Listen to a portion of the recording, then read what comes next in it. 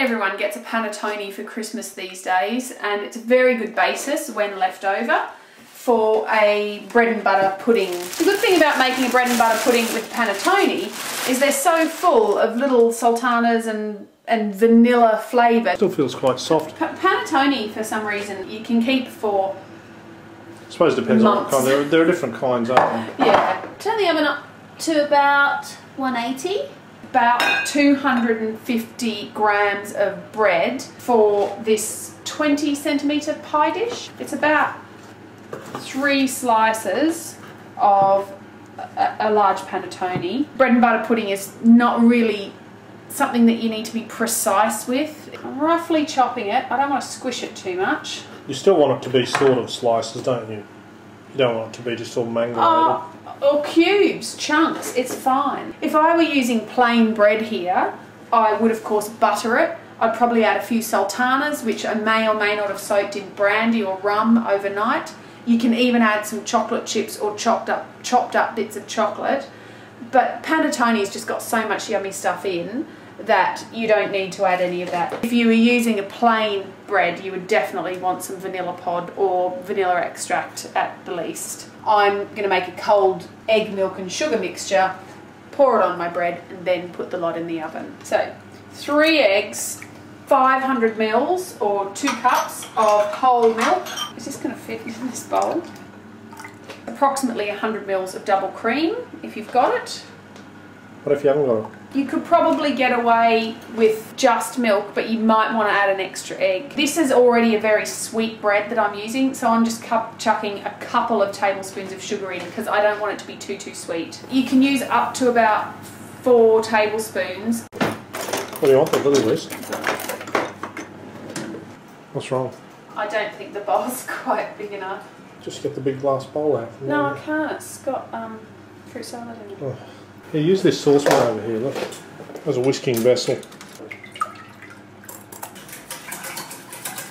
The idea is to, whoopsie, get this bread to soak up this custard. So Pre-custard. Pre-custard, exactly. So try and pour it over quite slowly. I was just going to add a couple of tablespoons of rum for a bit of excitement. But I am just going to sprinkle over the top a little bit of sugar, which could give it a nice crispness. It's going to need about 45 minutes in the oven, give or take. I'm going to check it at 30 minutes just to see how it's going.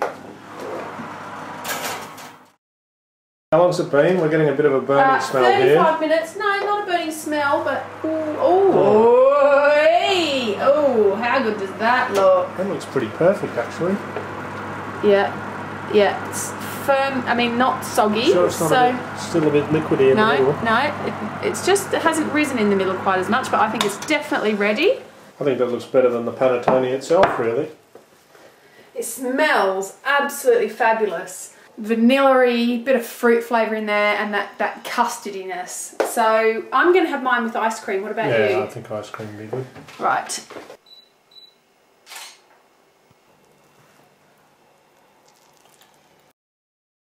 We've got a mouse in our house, and where did it go? Came out of there, and it went under there. This little bugger. He's hiding in there, he's cowering in there somewhere. God, he's quick.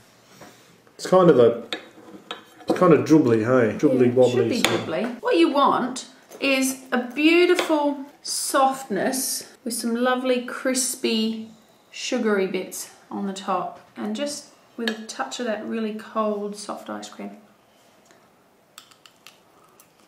God, that's a big mouthful you took. Hot, cold, creamy, soft, crunchy. And I mean, don't do that to my pudding. Here, have a taste and just pay it a bit of respect. To be honest, I'd rather have a panettone like that than just on its own. No, it's got a lot of that candied orange peel, dried fruit flavour.